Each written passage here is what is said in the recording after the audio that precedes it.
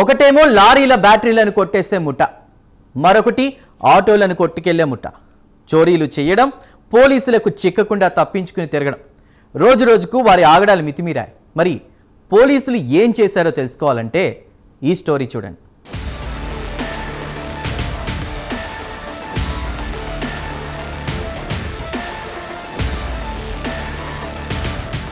భీమవరం పట్టణంలో దొంగతనాలకు పాల్పడుతున్న ముఠా సభ్యులకు పోలీసులు చెక్ పెట్టారు. భీమవరం పట్టణంలో లారీ బ్యాటరీలతో పాటు ఆటోలు దొంగిలిస్తున్న 2 ముఠాలను పట్టుకొని కటకటాలోకి నెట్టారు.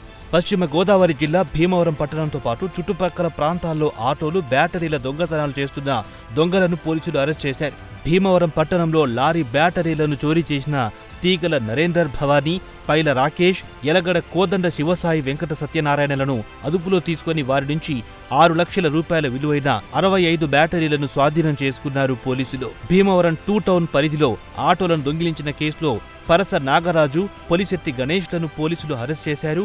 వారి వద్ద 17 లక్షల రూపాయల విలువైన 10 ఆటోలను స్వాధీనం చేసుకున్నారు పోలీసులు.